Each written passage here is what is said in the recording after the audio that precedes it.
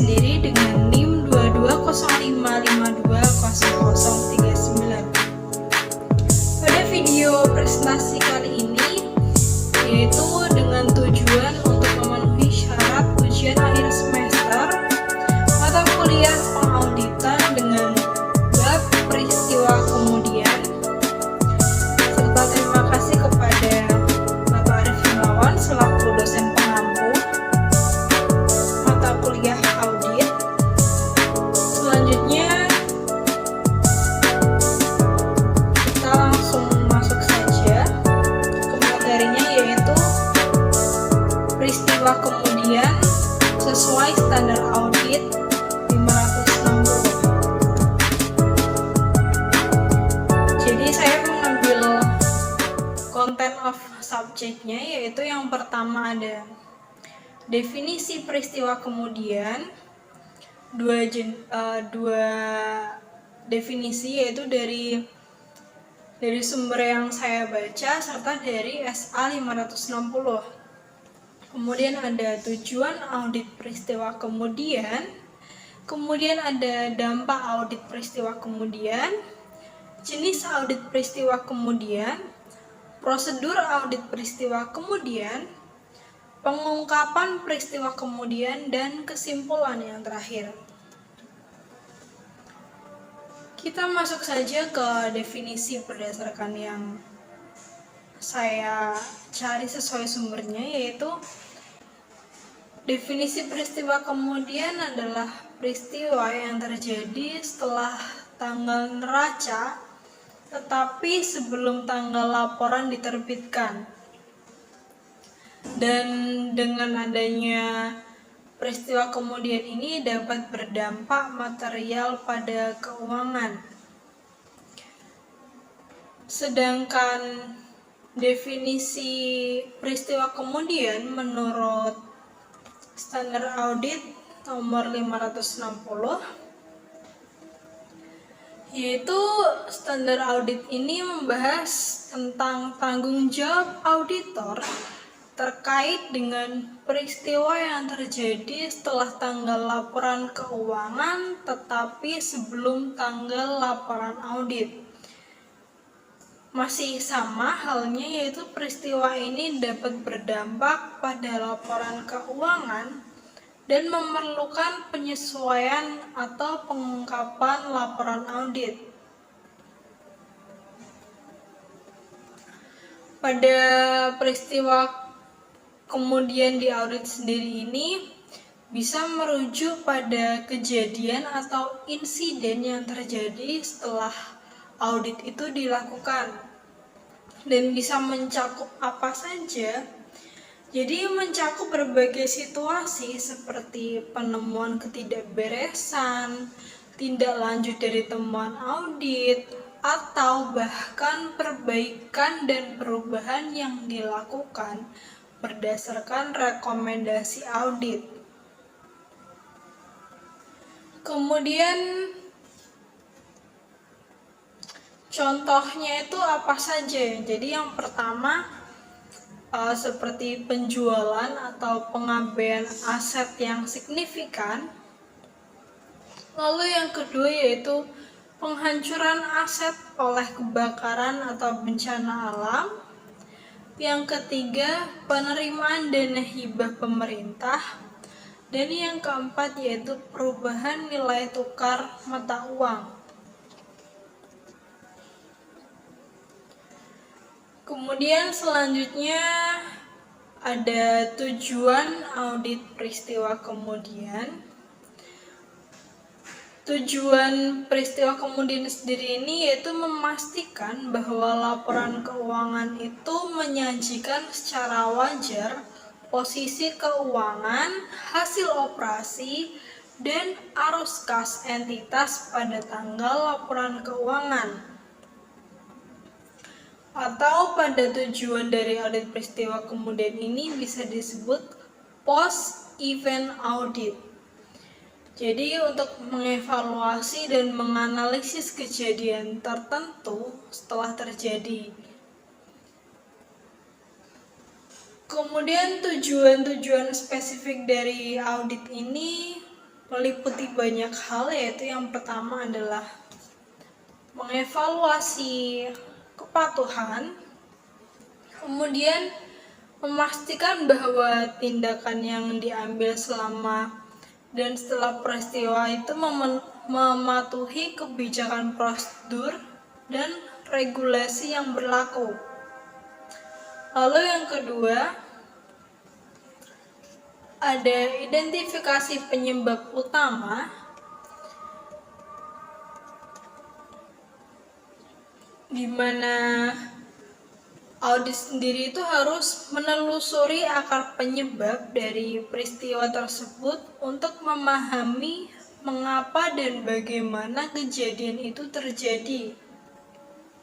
Yang ketiga yaitu evaluasi respon dan penanganan, di mana audit ini harus menilai efektivitas respon dan langkah-langkah penanganan yang diambil oleh tim atau organisasi terkait.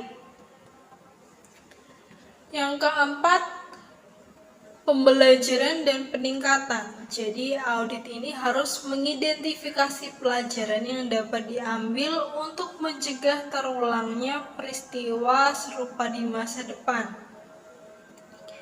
dan mencari peluang untuk peningkatan proses, prosedur, dan sistemnya. Kemudian yang kelima yaitu penilaian dampak, di mana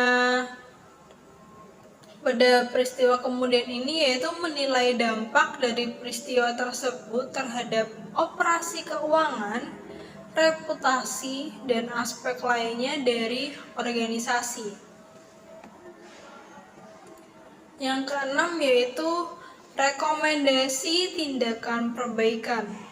Jadi audit ini memberikan rekomendasi untuk tindakan perbaikan yang diperlukan guna mengatasi kelemahan yang ditemukan selama proses audit. Lalu yang ketujuh yaitu dokumentasi dan pelaporan. Audit ini akan mencatat semua temuan, analisis, dan rekomendasi dalam laporan yang jelas dan komprehensif untuk manajemen dan pihak terkait lainnya.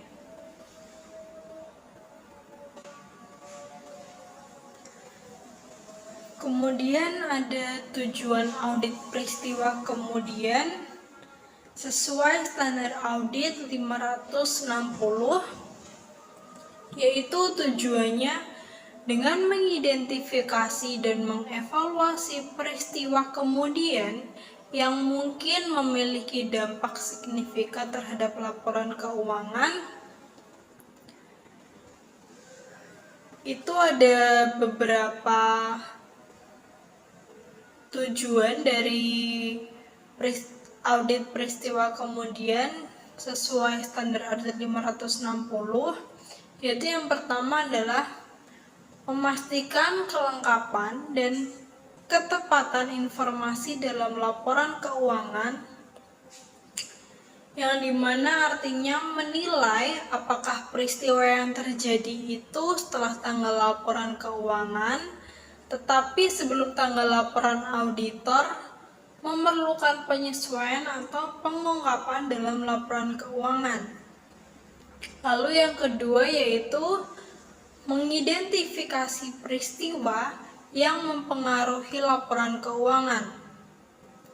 Artinya, memastikan bahwa semua peristiwa itu signifikan yang terjadi setelah tanggal laporan keuangan dan sebelum tanggal laporan auditor telah diidentifikasi dan dievaluasi.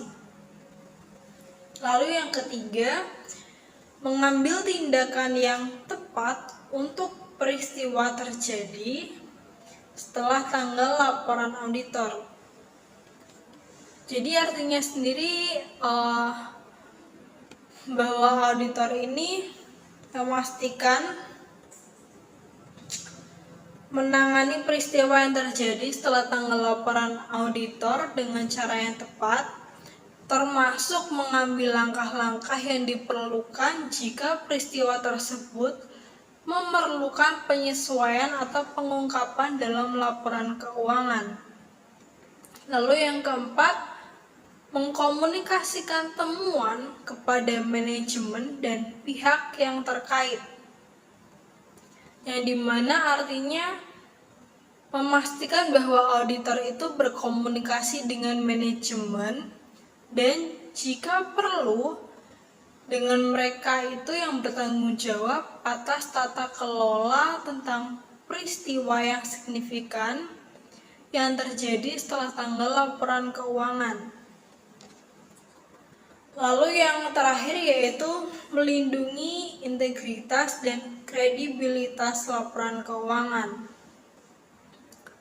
Artinya sendiri memastikan bahwa laporan keuangan tetap mencerminkan kondisi yang benar dan wajar dari entitas sampai tanggal laporan auditor, sehingga dapat memberikan informasi yang akurat dan dapat dipercaya kepada pengguna laporan keuangan.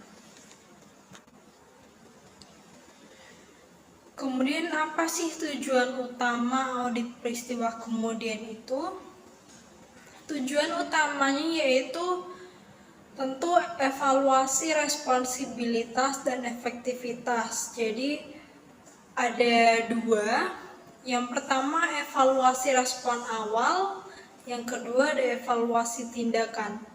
Untuk evaluasi respon awal sendiri yaitu mengevaluasi seberapa cepat respon awal yang diberikan setelah terjadinya peristiwa. Yang kedua, evaluasi tindakan yaitu di mana mengukur efektivitas tindakan yang diambil untuk menanggapi peristiwa tersebut. Kemudian yang kedua, identifikasi peluang peningkatan. Di sini juga terdapat dua identifikasi untuk peluang peningkatannya, yaitu yang pertama adalah rekomendasi perbaikan, di mana menyediakan rekomendasi untuk memperbaiki proses atau kebijakan yang ada berdasarkan temuan audit. Yang kedua yaitu pencegahan peristiwa serupa. Jadi membantu untuk mencegah peristiwa serupa terjadi di masa depan dengan meningkatkan sistem manajemen resikonya. Lalu yang ketiga, kepatuhan dan kinerja. Di sini tujuannya yaitu menilai kepatuhan, jadi memeriksa apakah respon dan tindakan yang diambil itu sesuai dengan kebijakan, prosedur, dan peraturan yang berlaku. Kemudian meningkatkan kinerja organisasi, menggunakan temuan-temuan audit itu untuk meningkatkan kinerja organisasi secara keseluruhan dalam mengelola resiko dan menghadapi tantangan yang kemungkinan akan terjadi di masa depan. Kemudian pembelajaran organisasi,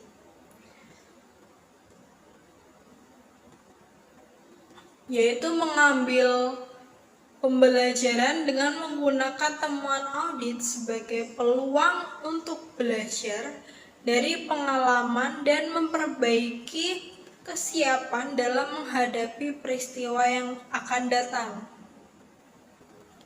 Lalu mengembangkan kultur keamanan, di mana membangun atau memperkuat kultur keamanan dan tanggung jawab di seluruh organisasi.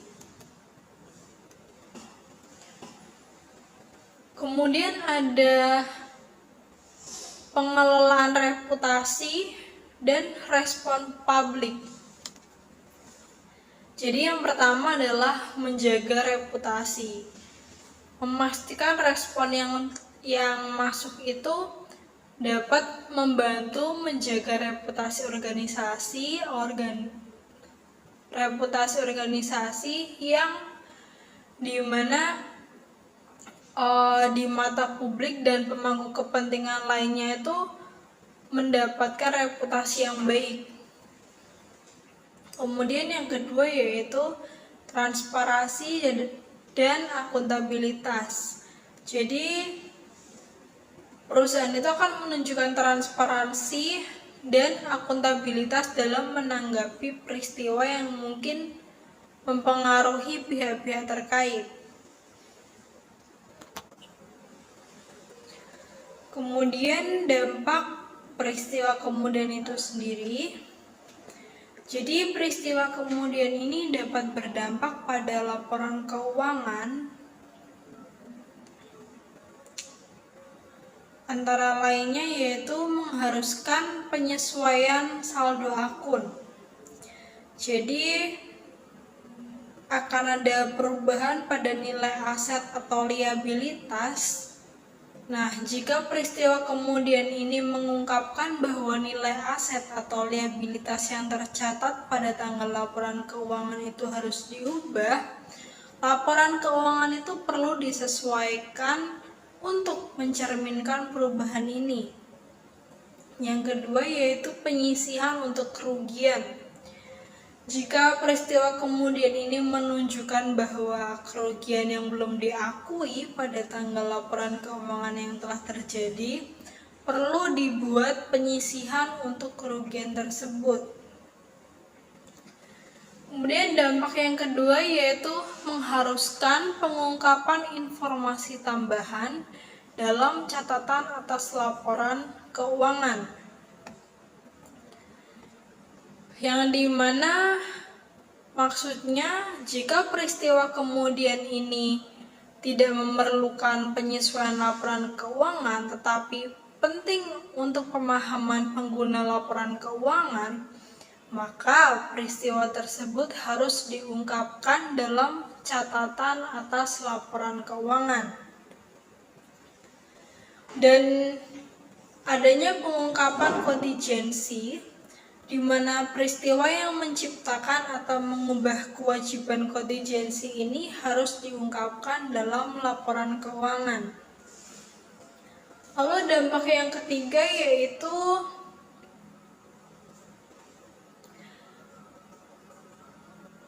menyebabkan auditor untuk menerbitkan opini audit yang berbeda, atau bisa disebut revisi laporan auditor. Jadi di sini opini auditor itu dapat dimodifikasi jika peristiwa kemudian itu mempengaruhi laporan keuangan secara material dan laporan keuangan ini perlu disesuaikan atau diungkapkan kembali. Maka dari sini auditor itu perlu mengubah opini audit mereka. Dan yang lainnya yaitu penarikan atau revisi laporan auditor. Contohnya dalam kasus ekstrim, jika peristiwa kemudian sangat material dan mengubah pemahaman keseluruhan tentang laporan keuangan, auditor itu perlu menarik atau merevisi laporan auditor mereka. Dampak yang lainnya yaitu seperti revisi estimasi akuntansi, seperti penyesuaian estimasi jika peristiwa kemudian ini mengungkapkan bahwa estimasi akuntansi yang digunakan pada tanggal laporan keuangan itu perlu diubah. Maka estimasi tersebut harus disesuaikan dalam laporan keuangan periode berjalan atau periode berikutnya. Dampak yang lain yaitu adalah perubahan dalam kebijakan akuntansi, seperti kalau peristiwa kemudian ini harus mengungkapkan perlunya perubahan kebijakan akuntansi, dan kebijakan tersebut harus diterapkan dan diungkapkan dalam laporan keuangan. Kemudian dampak pengaruh terhadap going concern, yaitu evaluasi kembali kelangsungan usaha. Nah, jika peristiwa kemudian ini menunjukkan bahwa kemampuan entitas untuk melanjutkan usahanya dalam jangka waktu yang wajar terancam, auditor harus mengevaluasi kembali asumsi kelangsungan usaha yang digunakan dalam penyusunan laporan keuangan. Kemudian yang terakhir yaitu dampaknya tindakan manajemen dan pihak yang terkait. Yang pertama, komunikasi dengan pemegang saham dan pihak ketiga. Jadi di sini manajemen itu mungkin perlu mengkomunikasikan peristiwa kemudian dan dampaknya kepada pemegang saham, kreditur, dan pihak ketiga lainnya. Lalu tindakan korektif dan pencegahannya itu berdasarkan temuan dari peristiwa kemudian, manajemen itu perlu mengambil tindakan korektif dan pencegahan untuk menghindari kejadian serupa di masa depan. Jadi peristiwa kemudian ini kemungkinan dapat memiliki dampak yang signifikan pada laporan keuangan dan penting bagi auditor untuk secara cermat itu mengevaluasi dan menanggapi setiap peristiwa tersebut sesuai dengan standar auditing yang berlaku.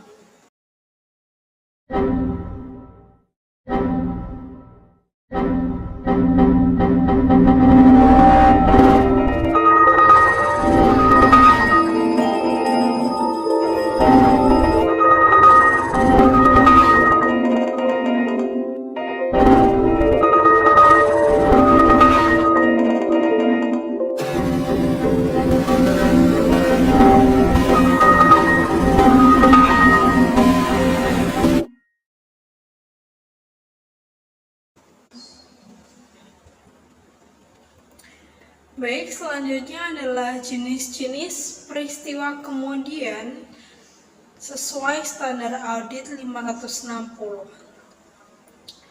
Jadi terdapat dua jenis, yaitu peristiwa berajusting dan peristiwa tidak berajusting.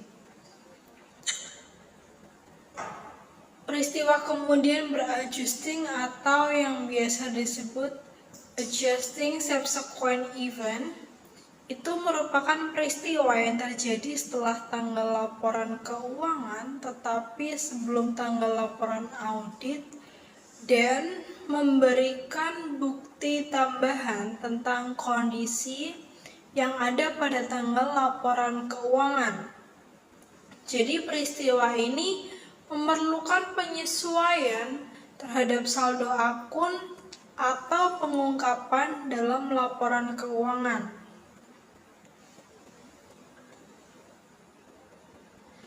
Dan peristiwa ini harus dicatat dalam laporan keuangan dengan melakukan penyesuaian terhadap saldo akun yang terkait.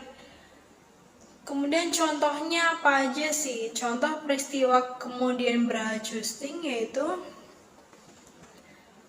penurunan nilai aset permanen akibat bencana alam, lalu kehilangan inventaris akibat kebakaran.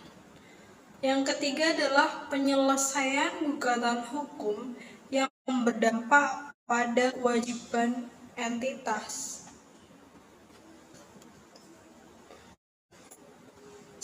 Yang kedua yaitu peristiwa tidak berajusting.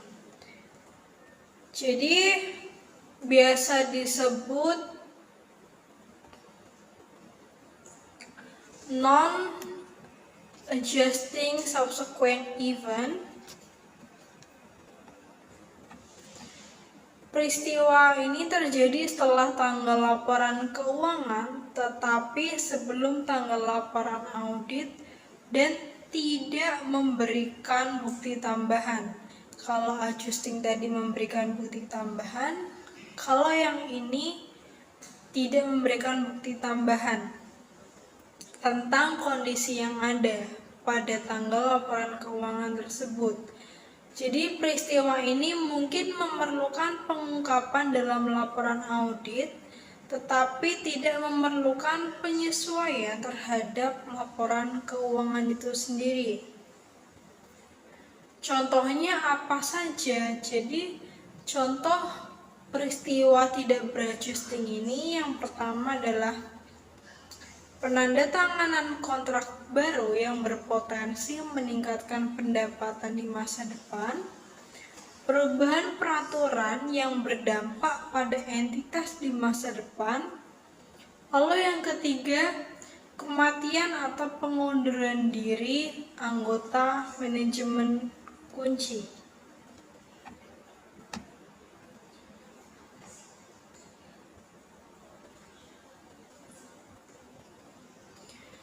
Kemudian ada prosedur audit peristiwa kemudian.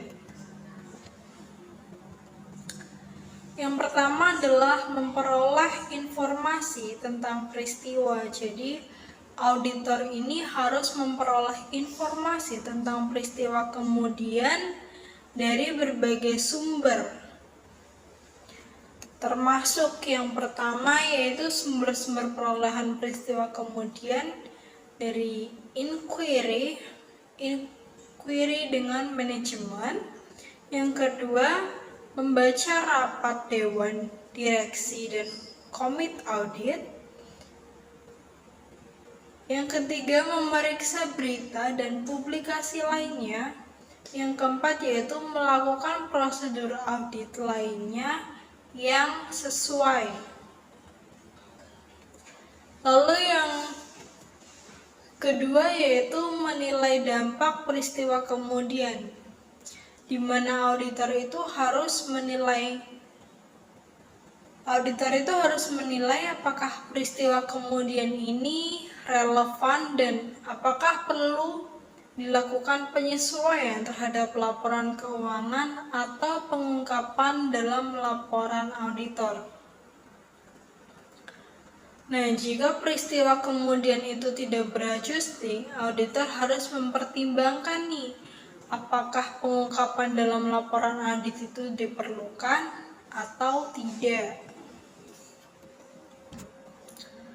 Lalu yang ketiga yaitu mendokumentasikan di mana prosedur audit yang dilakukan dan kesimpulan yang dicapai itu harus didokumentasikan dengan baik. Kemudian adanya komunikasi dengan manajemen. Jadi auditor itu harus mendiskusikan peristiwa kemudian dengan manajemen dan mendapat representasi dan penjelasan yang sesuai. Yang kelima ada prosedur audit tambahan, yaitu jika diperlukan, auditor itu harus melakukan prosedur audit tambahan untuk memverifikasi informasi yang diperoleh dari manajemen. Lalu ada penyesuaian laporan keuangan. Nah, jika peristiwa kemudian tersebut relevan dan berdampak material, auditor itu harus meminta manajemen untuk melakukan penyesuaian terhadap laporan keuangan. Lalu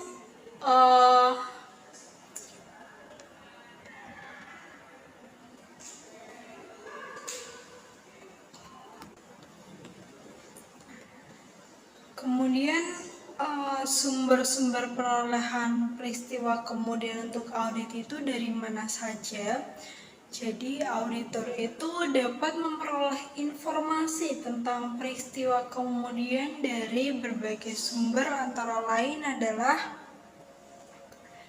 yang pertama yaitu dari sumber internal. Sumber internal ya dari dalam ya berarti. Yang pertama itu ada dokumentasi perusahaan. Jadi laporan keuangan intern itu notulen rapat dewan direksi dan komite audit, komunikasi internal, kontrak dari perjanjian, dokumentasi hukum, dan yang lainnya. Kemudian sumber perolehannya itu bisa didapat dari prosedur audit, yaitu prosedur audit yang dilakukan oleh auditor seperti pengujian pengendalian internal, prosedur analitis, dan pemeriksaan fisik aset. Lalu yang terakhir yang dari sumber internal yaitu dari query dengan manajemen, di mana diskusi dengan manajemen tentang peristiwa yang terjadi setelah tanggal neraca. Kemudian sumber eksternalnya dari mana nih? Sumber eksternalnya yaitu yang pertama adalah dari media berita. Artikel berita, siaran pers, situs web berita, atau yang lainnya nih. Lalu bisa juga sumbernya didapat dari badan pemerintah seperti pengumuman dari regulator dan lembaga statistik. Kemudian bisa juga mendapat sumber dari lembaga pemeringkat kredit, seperti laporan dan analisis dari lembaga pemeringkat kreditnya. Lalu dapat juga sumbernya dari mitra usaha, jadi konfirmasi dari pelanggan, pemasok, kreditor, dan pihak terkait lainnya. Lalu yang terakhir untuk sumber dari eksternal yaitu profesional lain seperti konsultasi dengan auditor internal, pengacara, atau profesional lain yang relevan. Jadi sangat penting bagi auditor itu untuk menggunakan berbagai sumber informasi untuk mengidentifikasi peristiwa kemudian yang relevan. Karena apa?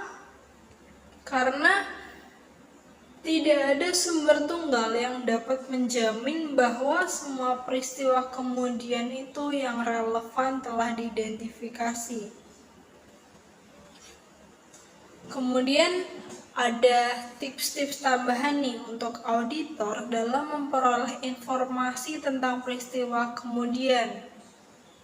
Yang pertama adalah tetapkan tanggal cut off. Jadi auditor itu harus menetapkan tanggal cut off yang wajar untuk pencarian peristiwa kemudian. Tanggal cut off ini harus cukup awal untuk memungkinkan auditor itu mengidentifikasi peristiwa yang kemungkinan berdampak pada laporan keuangannya. Lalu yang kedua adalah melakukan prosedur audit yang tepat. Jadi, dengan melakukan prosedur audit yang tepat untuk mengidentifikasi peristiwa kemudian seperti pengujian pengendalian internal, prosedur analitis, dan pemeriksaan fisik aset. Kemudian adanya berkomunikasi dengan manajemen. Jadi auditor ini harus mendiskusikan dengan manajemen tentang peristiwa yang terjadi setelah tanggal neraca. Lalu yang terakhir yaitu tetap waspada. Jadi auditor itu harus selalu waspada terhadap kemungkinan peristiwa kemudian yang memungkinkan berdampak juga pada laporan keuangan.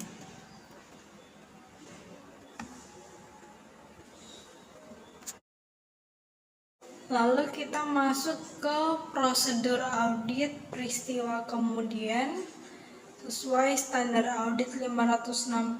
Jadi prosedur audit ini merupakan langkah-langkah yang dilakukan auditor untuk mengidentifikasi, menilai, dan mengungkapkan peristiwa kemudian yang relevan dengan laporan keuangan. Dan Sudah disebutkan tadi di awal, prosedur ini diatur dalam standar audit 560 atau peristiwa kemudian. Tujuan prosedur audit ini apa sih? Yang pertama adalah memastikan bahwa semua peristiwa kemudian yang relevan itu telah diidentifikasi. Yang kedua yaitu menilai dampak peristiwa kemudian terhadap laporan keuangan. Lalu mendapatkan representasi dan penjelasan yang tepat dari manajemen tentang peristiwa kemudian. Lalu melakukan prosedur audit tambahan jika diperlukan. Dan yang terakhir adalah menyajikan pengungkapan yang tepat tentang peristiwa kemudian dalam laporan auditor. Itu merupakan tujuan prosedur peristiwa kemudian. Yang pertama yaitu memperoleh informasi tentang peristiwa kemudian. Jadi auditor itu harus memperoleh informasi tentang peristiwa kemudian dari berbagai sumber.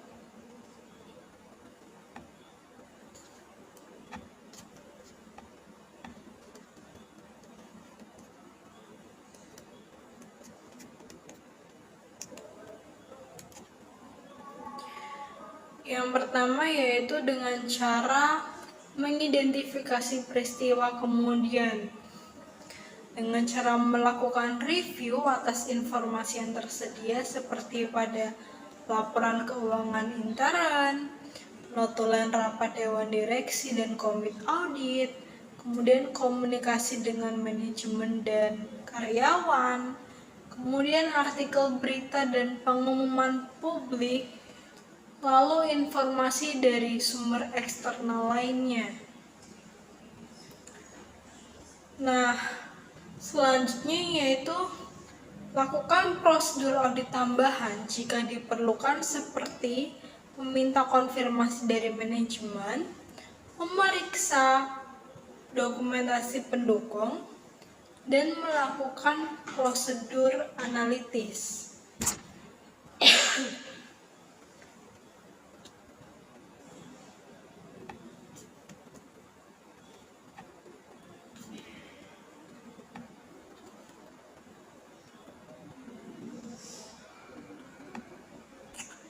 Yang kedua adalah penilaian dampak. Jadi menilai dampak peristiwa kemudian, di mana auditor itu harus menilai dampak peristiwa kemudian ini pada laporan keuangan, dan jika peristiwa kemudian itu beradjusting, jadi auditor itu harus melakukan penyesuaian terhadap laporan keuangan. Namun jika peristiwa kemudian itu tidak beradjusting, auditor itu harus mempertimbangkan kembali apakah pengungkapan dalam laporan audit itu diperlukan. Nah, contohnya bagaimana nih? Yaitu tentukan apakah peristiwa tersebut relevan dengan laporan keuangan. Kemudian nilai dampaknya yaitu peristiwa kemudian itu, kemudian nilai dampak peristiwa kemudian tersebut terhadap laporan keuangan.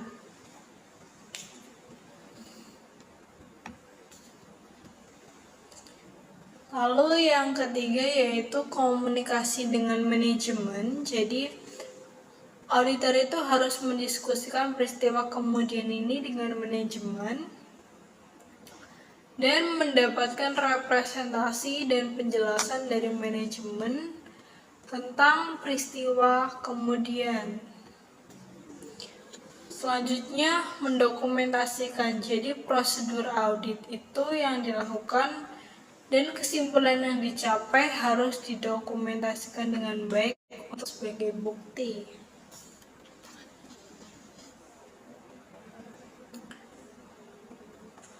Lalu ada prosedur audit tambahan. Nah, jika diperlukan, yaitu melakukan prosedur audit tambahan untuk memverifikasi informasi yang diperoleh dari manajemen dan penyesuaian laporan keuangan. Nah, jika peristiwa kemudian ini relevan akan berdampak material, minta manajemen untuk melakukan penyesuaian terhadap laporan keuangan. Lalu adanya pengungkapan dalam laporan auditor. Nah, jika peristiwa kemudian relevan ini namun tidak berdampak material, auditor itu harus mengungkapkan informasi tersebut dalam laporan auditor. Kemudian faktor-faktor yang dipertimbangkan dalam menilai dampak peristiwa kemudian itu apa aja sih? Yang pertama yaitu sifat peristiwa kemudian. Apakah peristiwa tersebut signifikan, tidak biasa atau jarang terjadi mungkin? Lalu yang kedua, dampak kuantitatif peristiwa kemudian. Nah, apakah peristiwa tersebut berdampak material nih terhadap saldo akun, arus kas, atau laba? Lalu ketidakpastian yang terkait dengan peristiwa kemudian. Jadi, seberapa besar ketidakpastian yang terkait dengan dampak peristiwa kemudian nih? Yang terakhir yaitu informasi yang tersedia. Jadi, apakah informasi yang tersedia tentang peristiwa kemudian itu cukup andal?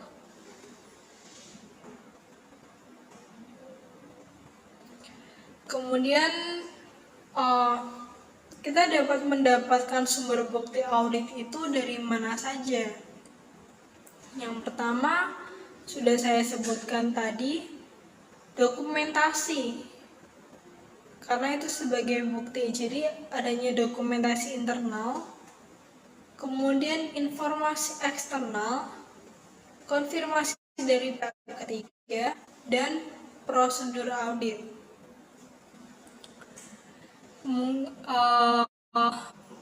Lalu pentingnya prosedur audit peristiwa kemudian ini bukanlah jaminan bahwa semua peristiwa kemudian yang relevan telah diidentifikasi. Jadi, auditor itu harus menggunakan pertimbangan profesional dalam menilai dampak peristiwa kemudian. Nah, jika auditor ragu nih tentang kelengkapan atau keakuratan informasi yang diperoleh dari manajemen, auditor itu harus memperluas prosedur auditnya. Baik, yang terakhir adalah pengungkapan audit peristiwa kemudian. Jadi, bagaimana cara pengungkapannya, yaitu dengan mendeskripsikan sifat peristiwa tersebut, menjelaskan dampak keuangan dari peristiwa tersebut jika diketahui, menyatakan bahwa peristiwa tersebut terjadi setelah tanggal laporan keuangan.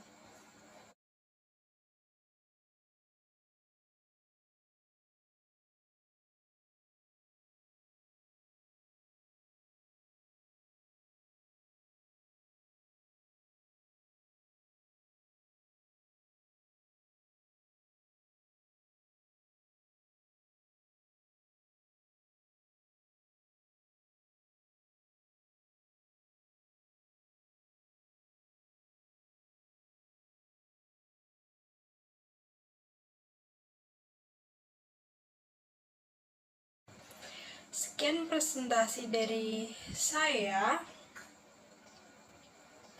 Apabila terdapat tutur kata yang kurang berkenan, mohon dimaafkan. Terima kasih.